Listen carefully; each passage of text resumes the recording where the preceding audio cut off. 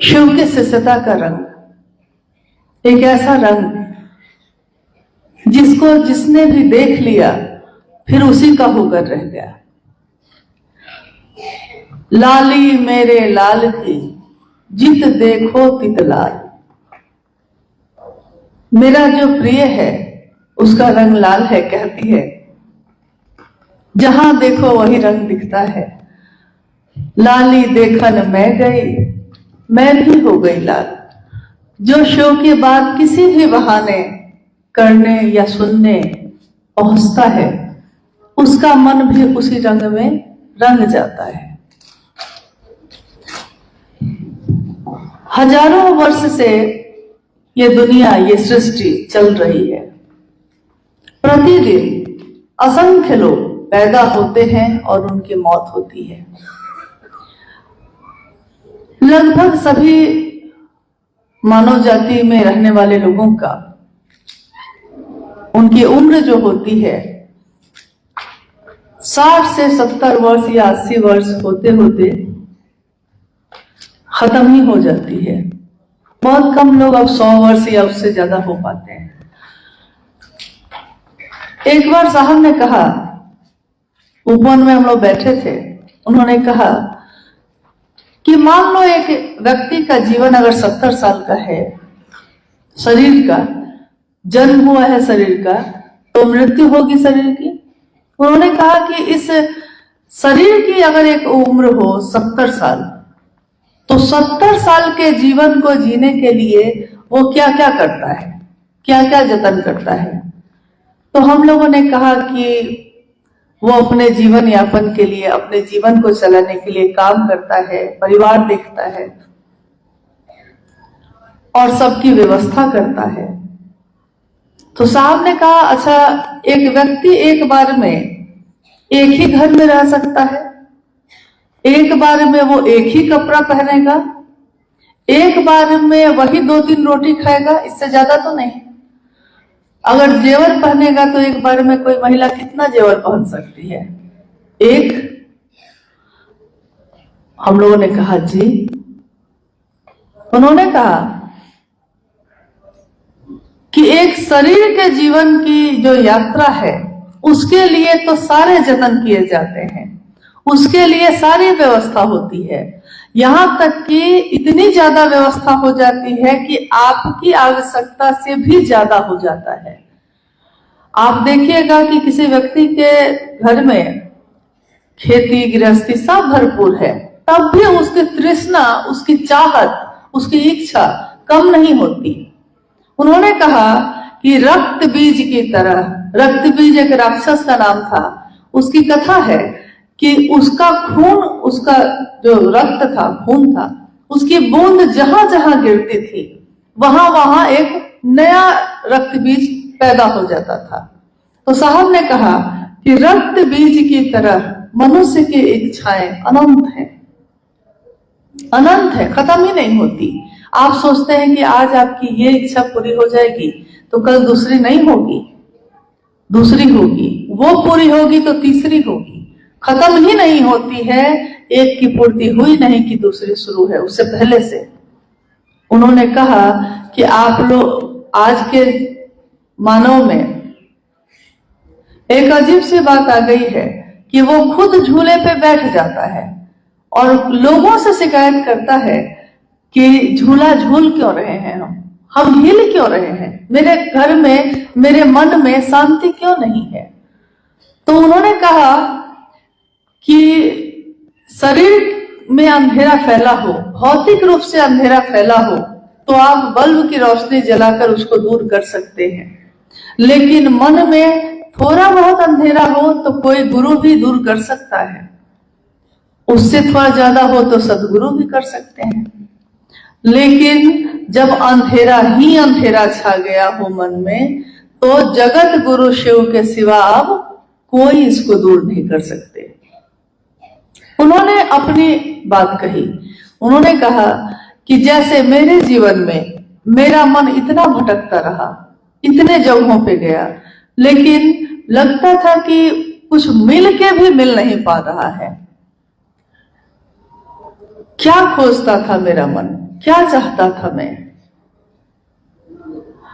उन्होंने कहा कि कल्पना करिए कि आरा जिले में 1974 के उस नवंबर माह के यानी ठंड का समय रहा होगा। उस ठंड की रात में, अर्धरात्रि में, शमशान में अकेले बैठे हुए मेरे हताश मन ने, पूरी तरह निराश मन ने लिए मैं बैठा था। और उस मन में अचानक एक विचार कौन था कि लोग कहते हैं कि गुरु ब्रह्मा होते हैं, गुरुर ब्रह्मा, गुरुर विष्णु, गुरुर देवो महेश्वर, गुरु साक्षात परब्रह्म, तस्मै श्री गुरुवे नमः। यह श्लोक उनके मन में कौन था? उनको याद आया कि मेरे पिताजी मेरी मां को कहते हैं कि मलकिनी ईश्वर शिव के कहल जाला। और उन्होंने कहा कि उसी समय यह श्लोक भी मेरे मन में कौन था। अक्सर हम लोग इस श्लोक का अर्थ समझते हैं कि गुरु ब्रह्मा भी होते हैं, गुरु विष्णु भी हैं, गुरु, लेकिन साहब ने इस अर्थ की सही व्याख्या जो की, उन्होंने कहा गुरु जो मन के अंधेरे को दूर करते हैं, गुरु में ब्रह्मानी शक्ति होती है, यानी आपको पैदा करने की शक्ति। गुरु में वैष्णवी शक्ति होती है, यानी आपका पालन स्थिति करने की ताकत शक्ति। गुरु में महेश्वर की शक्ति होती है, यानी संहार करने की शक्ति। और यहां कहा कि गुरु क्या होते हैं, तो वो साक्षात परब्रह्म होते हैं, साक्षात ईश्वर महेश्वर। और उन्होंने कहा कि ये महेश्वर जो हैं उनके अंदर क्या होता है, संसार को चलाने की जो नियामक शक्ति है, यानी नियंत्रित करने की ताकत है, वो किसके हाथों में है, तो महेश्वर के हाथों में है। वरेण्य गुरु भ्राता ने कहा कि जिस दिन मैंने शिव को गुरु माना, उसी समय ये सोच कर ही कि कहीं कुछ नहीं मिला, 14 वर्षों तक मैं भटक रहा हूं, आप लोग 2-4 महीने 2-4 दिन अगर भटकते रह जाते हैं किसी काम में, किसी इच्छा की पूर्ति में, तो हताश हो जाता है मन, निराश हो जाता है मन, और सोचते हैं कि चलो अब नहीं करेंगे। लेकिन कल्पना करिए, सोचिए उस दिन को, जिस दिन उस बियाबा में बैठे हुए साहब ने एकदम निराश मन से, यहां भी यही सोचकर कि पता नहीं गुरु शिव है अगर, तो शिव तो शरीर में नहीं मिलेंगे, और गुरु तो शरीर में मिले भी कम से कम, हम उनको देख तो पाए, उनसे बात तो कर पाए, लेकिन शिव तो दिखते भी नहीं है, तो वो शिव ज्ञान देंगे कैसे? अश्रद्धा, अविश्वास, संशय से भरा मन, तब भी उन्होंने शिव को गुरु माना। और उन्होंने कहा कि माना है तो माना, फिर मैं बदला नहीं, क्योंकि हम में दिक्कत यही होती है कि हम लोग मानते तो हैं, लेकिन हर कुछ देर के बाद बदलते चले जाते हैं। अभी थोड़ी देर पहले अनुव्या जो बात कर रहे थे हम लोगों से, तो उन्होंने कहा कि भाव भी आपके बदल जाते हैं, किसी और के कहने से मेरा भाव कैसे बदल जाता है? तो साहब ने कहा था कि भाव भी आपके टूटते हैं, प्रेम नहीं टूटता। विचार टूट सकते हैं, लेकिन विचार की आवृत्ति, विचार का दोहराव अगर बार बार हो तो वो एक दिन भाव बन जाता है। और भाव में भी अगर आप डूबते चले गए तो वो इतना गहरा होता है, इतना गहरा होता है कि वो प्रेम बन जाता है। और प्रेम उसका चरमोत्कर्ष होगा तो क्या होगा, प्रेम भी बहुत गहरा होगा तो क्या होगा, तो उसको कहा गया कि भक्ति कही गई उसको, यानी भक्त।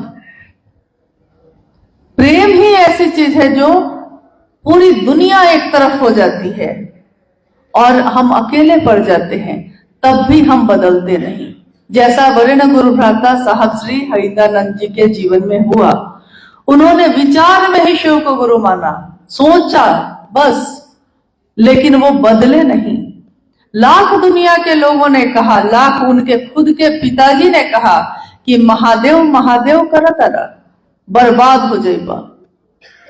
साहब अक्सर कहते कि मेरे पिता कहते थे कि कहाँ मिली इतना महादेव महादेव कैला से, एक दिन महादेव महादेव करे वाला लोग बर्बाद हो जाला, कुछ पढ़ा लिखा कुछ बना।